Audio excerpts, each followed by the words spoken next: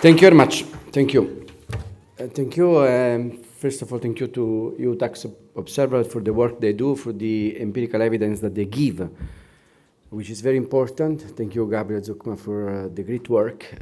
Any political choices need to be based on empirical evidence, on strong and robust theory. Knowing that taxation is strongly political, we need to say that. Taxation is very political, and it's fair to be political. Choices need to be based on evidences.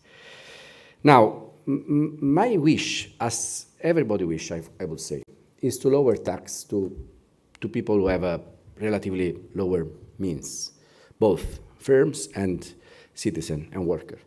So this is the objective, yeah? Today, in the new economy, considering the development that the economy experienced in the past 2-3 decades, actually there is room, I would say, to lower taxes to people who have relatively lower means, and firms who have relatively lower business, and firms who are small and medium. There is this room, there is this chance. Why? Well, because the evolution of the economy in the last years went beyond traditional labor and capital definition, actually. So we tax labor, we lack tax labor cost, we tax firms which actually have permanent existence in a country. And we based all taxation policy on permanent existence, on the permanent residence of a country. Wherever we see a business, we know that there is a base to be taxed. This was the traditional thinking. Now, today, actually, this principle is over. We don't see permanent residency. We don't see permanent existence as a way to generate tax over bases. Because digitalization, because capital mobility, because multi-corporation, multinational, which go around the world, and as well because of loopholes in the tax system, allow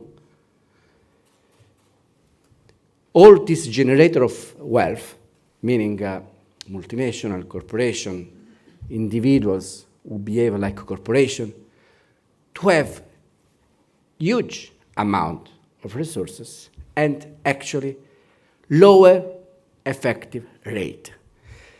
This is a basic point that we need to understand.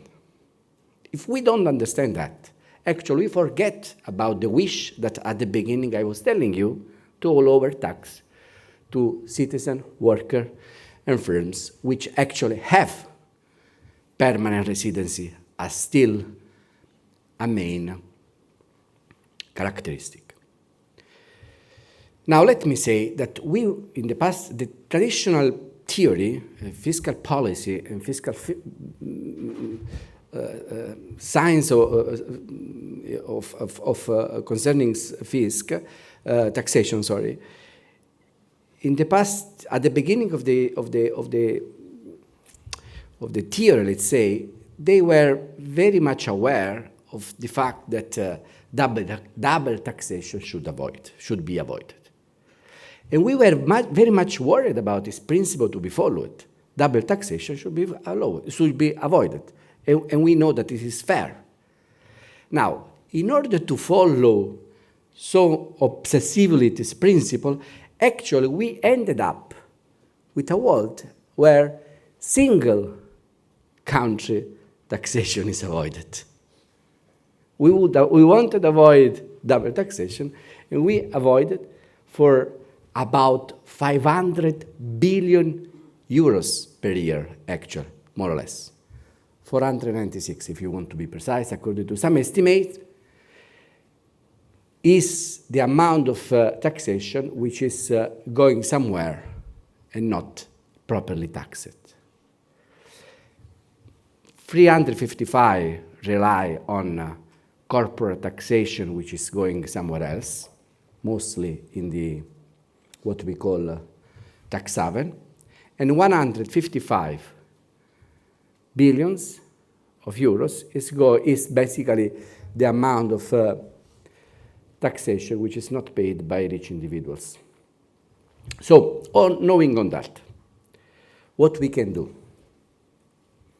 We do have actually proposal, we do have actually ideas. And by the way, another thing that I would really like to stress is that whatever we are thinking, whatever we were discussing for the past 5 years concerning taxation in Europe in particular, and at OECD level, I refer in particular to Pillar 1 and Pillar 2, has nothing to do with what is going on in the current geopolitical landscape. Has nothing to do. We wanted Pillar 1 and Pillar 2 for fiscal justice, not for retaliatory measure. We wanted digital taxation, actually, was something which member states wanted some years ago, and some of them actually made everything possible to introduce their own digital taxation in their own country in a non-coordinated way. That's why OECD and Europe came up with the idea to have Pillar 1 somehow, to have some coordination among them, which would avoid asymmetry among member states. So, today that Pillar 1 seems to fail, member states are thinking back to idea of introducing digital tax at member state level. And we know that this is actually unfair for the European logic. So that's why we need to come back with the idea to have a European digital taxation at European level, not at member state level. And similar discussion can be done as far as global minimum taxation is concerned for the Pillar 2. This was decided in 2021. The Council decided in 2022. In 2021, the United States accepted actually even a higher rate of 21%. So, has nothing to do with the current landscape, our idea to have fiscal justice in Europe. Actually, even because we need to support our welfare state, of which we all say that we are proud. So,